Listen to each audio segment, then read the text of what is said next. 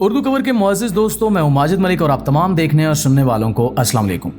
नाज़रीन ग्रामी, दुनिया में कई ऐसे लोग मौजूद हैं जो अपनी किस्मत खुद बनाते हैं और अपनी मेहनत और लगन से अपनी जिंदगी का रुख मोड़ लेते हैं। आज की इस वीडियो में हम इसी मौजू के साथ एक ऐसी कहानी बयान करने जा रहे हैं जिसे सुनकर आपके लिए यकीन करना मुश्किल हो जाएगा कि कोई इंसान जीरो से हीरो कैसे बनता है। ये कहानी इंडिया की शुमाली रियासत के एक गांव कैमरिया सोर के रिहायशी 40 साला द्वारका प्रसाद रतोड़ी की है, जिन्हें आज दुनिया देव रतोड़ी के नाम से जानती है, जबकि लोग इसे सुपर ह्यूमन भी कहते हैं। चीनी फिल्म इंडस्ट्री का एक जाना माना नाम। लेकिन जब पहली बार 1998 में इसे मुंबई में एक बार कैमरे का सामना करने का मौका मिला तो वो बहुत ज्यादा नर्वस हो गया और कुछ न कर सका। उस वक्त इसे ये अंदाजा नहीं था कि एक दिन वो भी आने वाला है जब चीनी फिल्म इंडस्ट्री में ना सिर्फ वो बहुत शोहरत का हामिल होगा बल्कि इतना कामयाब हो जाएगा कि चीन के स्कूलों की निसाबी किताब में इसकी कामयाबियों का तज़किरा होगा। नाजरीन, देव रतोड़ी कौन है और अब कहां है? वो इंडिया की इतनी बड़ी फिल्म इंडस्ट्री बॉलीवुड को छोड़कर चीनी फिल्म इंडस्ट्री तक कैसे पहुंचा और इसकी कामयाबी की कहानी क्या है, ये सब कुछ आज हम इसी वीडियो में आपके सामने पेश करेंगे। तो दोस्तों, ये 8वीं क्लास की बात है जब देव रतोड़ी के घर की माली हालत इतनी खराब थी कि वो नंगे पांव स्कूल जाता था। उस वक्त इसकी फैमिली के पास गांव के सरकारी स्कूल की 1 रुपया फीस अदा करने के पैसे भी नहीं थे। अक्सर औकात ऐसा होता था कि जब वो स्कूल से घर लौटता था तो घर में खाने के लिए कुछ भी नहीं होता था। वो 5 बहन भाई थे। इनके वालिद जो कमाते थे इसमें इनके खानदान का गुजारा इंतहाई मुश्किल से होता था, जिसकी वजह से वो ख्वाहिश के बावजूद 10वीं से आगे न पढ़ सका। खराब हालात की वजह से 1991 में 10वीं जमात की तालीम मुकम्मल करने के बाद वो रोजगार की गर्ज से दिल्ली जा पहुंचा और वहां एक डेयरी फार्म पर 350 रुपए माहाना तनख्वाह पर काम करने लगा।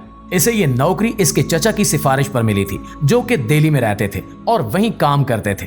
देव रतोड़ी दिल्ली और आसपास के गांव में डेयरी फार्म से मिलने वाला दूध साइकिल पर बेचता था। इसे खुशी थी कि नौकरी मिलने के साथ साथ इसने साइकिल चलाना भी सीख लिया था। तकरीबन 1 साल तक डेयरी में काम करने के बाद इसने वहीं एक बिल्डर के साथ काम करना शुरू कर दिया। यहाँ वो कभी उनकी गाड़ी साफ करता और कभी उसे चलाता। अब इसकी तनख्वाह 500 रुपए थी और यहाँ इसने इनके साथ 11 साल काम किया। कभी कभी वो इनके सख्त रवैये की वजह से बहुत परेशानी महसूस करता था। देव रतोड़ी की जिंदगी में अहम मोड़ उस वक्त आया जब एक मरतबा 1998 में वो अपने मालकान से नाराज हो गया तो उसने उनका काम ये कहकर छोड़ दिया कि वो हीरो बनने जा रहा है। ये वो जमाना था जब उसे ब्रूस ली की फिल्में देखने का जुनून था। ब्रूस ली की शायद ही कोई ऐसी फिल्म होगी जो उसने ना देखी हो। ब्रूस ली की फिल्में देखने के बाद उसे मार्शल आर्ट्स में दिलचस्पी पैदा हुई। उन फिल्मों को डब किया गया था और इसी वजह से उनमें बोली जाने वाली अंग्रेजी साफ और आसान थी और ये इसके लिए अंग्रेजी सीखने का एक अच्छा मौका था। वो नीचे लिखे गए सब टाइटल्स पढ़कर अंग्रेजी सीखता था। देव रतोड़ी ब्रूस ली की जिंदगी पर मबनी फिल्म ड्रैगन को देखकर सबसे ज्यादा मुतासिर हुआ। इसमें ब्रूस ली की हांगकांग से अमेरिका मुंतकिल होने के वक्त से लेकर तमाम जदोजहद को दिखाया गया है, जिसे देखकर इसे लगा कि अगर ये आदमी कर सकता है तो मैं भी कर सकता हूँ। उस फिल्म को देखने के बाद उसके सर पर भूत सवार हो गया और वो भारत के दूसरे तमाम नौजवानों की तरह हीरो बनने के लिए मुंबई चला गया। वहां उसने 1 साल तक मार्शल आर्ट भी सीखा। 1998 में बिल आखिर इसे ऑडिशन देने का मौका मिला जहां एक डायरेक्टर हिंदुस्तानी नामी टीवी सीरियल की हिदायतकारी कर रहे थे और उन्होंने इससे कैमरे के सामने एक मुख्तसर डायलॉग बोलने के लिए कहा। उसने डायलॉग याद कर लिया था, लेकिन जैसे ही लाइट और कैमरा इसके चेहरे पर पड़ा वो सब कुछ भूल गया और कुछ न कह सका। नाकामी का एहसास लिए कुछ दिनों बाद वो वापस दिल्ली आ गया। चूंकि वो अपने फिल्मी अज़ाइम में नाकाम हो गया था, लेकिन मुंबई में रहते हुए इसने मार्शल आर्ट्स में महारत हासिल कर ली थी, जिसकी वजह से वो इर्द गिर्द रहने वालों में खासा मकबूल हो गया और इसी बिना पर इसे एक शॉर्ट फिल्म में छोटा सा रोल भी मिल गया जहां उसे थोड़ा बहुत एक्शन दिखाना था। लेकिन वो ब्रूस ली को अपने दिमाग से नहीं निकाल सका। हर वक्त उसके ज़हन में यही फिक्र रहती थी कि वो ब्रूस ली की सरजमीन तक कैसे पहुंचेगा। वो वहां से बाकायदा मार्शल आर्ट सीखना चाहता था। उस वक्त उसके ज़हन में एक गलतफहमी थी कि तमाम चीनी लोग मार्शल आर्ट जानते हैं। इसके सामने सबसे बड़ा मसला यह था कि वो चीन जाने के लिए पैसे कहां से लाए। वो इसी मखमस में था कि इस दौरान उसके एक दोस्त ने इसे बताया कि इसके जानने वाला का चीन में एक रेस्टोरेंट है और वहां इसे नौकरी मिल सकती है। जब मालिक ने इससे पूछा कि काम आता है तो इसने कहा कि काम तो नहीं आता, लेकिन मैं सीख लूंगा, मुझे बस एक मौका चाहिए। चुनांचे उन्होंने इसे चीन आने से पहले 3 या 4 माह तक दिल्ली के किसी रेस्टोरेंट में काम करने का मशवरा दिया, जिसके बाद इसने एक रेस्टोरेंट में काम करना शुरू कर दिया जहां इसे तकरीबन 5,000 रुपए माहाना तनख्वाह पर वेटर की नौकरी मिली थी। दिल्ली में 3 महीने तक काम करने के बाद चीनी रेस्टोरेंट के मालिक ने इसका वीजा मंजूर कराया और 2005 में वो चीन पहुंच गया। देव रतोड़ी के दिमाग में चीन जाकर मार्शल आर्ट सीखने की धुन सवार थी। वो एक के बाद एक रेस्टोरेंट में काम करता और पैसे के साथ साथ तजुर्बा भी कमाता रहा। एक मर्तबा पंजाबी रेस्टोरेंट में तकरीबन 2 साल तक काम करने के बाद इसे बीजिंग के एक जर्मन रेस्टोरेंट में मुलाजमत मिल गई। इसके बाद 2010 में बीजिंग में वो एक अमेरिकी रेस्टोरेंट में जनरल मैनेजर के ओहदे पर काम करने लगा।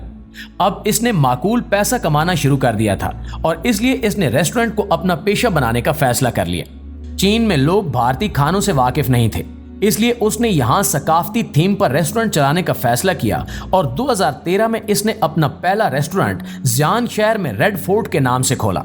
2 साल के अंदर इसने 6 रेस्टोरेंट्स खोल लिए। साल 2015 में एक फिल्म डायरेक्टर मिस्टर थान इसके रेस्टोरेंट में आए। उन्होंने इससे कहा कि इन्हें यहाँ एक छोटा सा शूट करना है जिसमें रेस्टोरेंट के मालिक को भी एक छोटा सा किरदार अदा करना है। उस सीन में इसे फिल्म के हीरो को गेट से लाना है और टेबल पर बिठाना है और इंडियन खाने के बारे में बताना है। तब देव रतोड़ी को 1998 का वो दिन याद आया जब कैमरा देखकर उसकी टांगें कांपने लगी थीं। आज एक बार फिर इसके पास मौका था। इसका ख्याल था कि ये मौका किस्मत इसके पास लाई है। जब वो सीन शूट हुआ तो उसने अपना किरदार बहुत अच्छी तरह निभाया। ये एक ऑनलाइन फिल्म थी जिसका नाम सवाद था।